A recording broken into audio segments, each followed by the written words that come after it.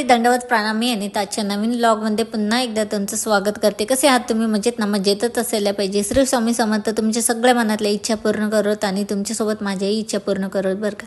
तर आज घरातली बऱ्याच दिवसानंतर मी क्लिनिंग करायला घेतली. मी मागे क्लिनिंग केली तेव्हा पेपर अथरून टाकलेले होते कडाप्यावरती, आणि पेपरवरती ना थोडं जरी ओलं सामान ठेवलं की लगेचच कडाप्याची जी पेपर आहेत ना ते खराब होतात, चुरगळा होतात.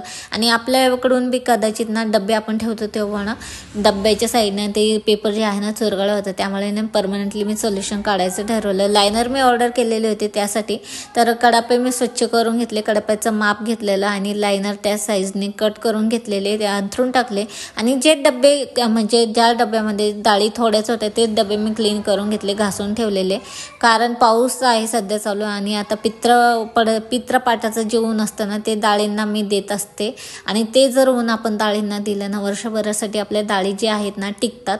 त्यामुळे मी तेव्हाच डबे वगैरे घासून घेत असते आणि डाळीसुद्धा त्या उन्हामध्ये छान प्रकारे वाळून ठेवत असते. क्लिनिंग झाली होती घरातली, आता थोडीशी छानपैकी रेडी झालेली, कारण मला ना महालक्ष्मीचं दर्शन घेण्यासाठी जायचं होतं हळदी कुंकवासाठी. तर तिथे आलेले आणि त्या काकूनी आणि त्यांच्या सुनेने खूप छान डेकोरेशन केलेलं होतं. हळदी कुंकू लावलेलं आणि मग महालक्ष्मींचं दर्शन घेतलेलं. त्यांनाही हळदी कुंकू वाहिलं मी. खूप छान वाटलेलं तिथे येऊन, आणि खूप छान डेकोरेशन केलेलं होतं त्यांनी. असं मस्त वाटलं, प्रसन्न वाटलेलं तिथे. 2 ठिकाणी मी गेलेले होते महालक्ष्मीचं दर्शन घेण्यासाठी, पण एका ठिकाणी व्हिडिओ काढलेलाच नाही, एकाच ठिकाणी काढलेला, कारण तिथे फोनच घेऊन गेलेले नव्हते मी.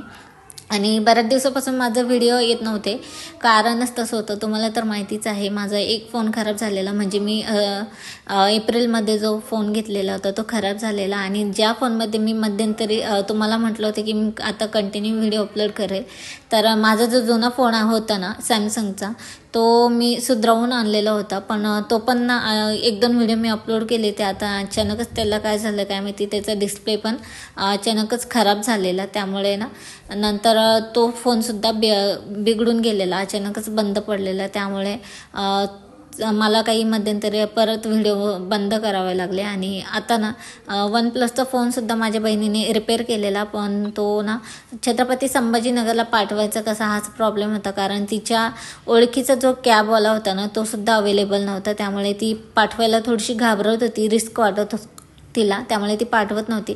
आणि आता पाठवला आहे मला, पण तो घ्यायला जायचा आहे. आणि सध्या ज्या फोनमध्ये मी शूट करते आहे ना सॅमसंगचा, तो सुद्धा रिपेअर करून आणला आहोंनी. आणि आता ना माझे व्हिडिओ जे आहे ना रेग्युलर येत जाईन. इथून पुढे ना मी माझ्या मोठ्या व्लॉगमध्ये तुमच्यासोबत एकतरी रेसिपी शेअर करत जाईल. त्यासाठी माझ्या चॅनलला सबस्क्राईब करा आणि माझे डेली व्लॉगसुद्धा नक्की बघा. कसा वाटला व्हिडिओ आजचा कमेंटमध्ये नक्की सांगा.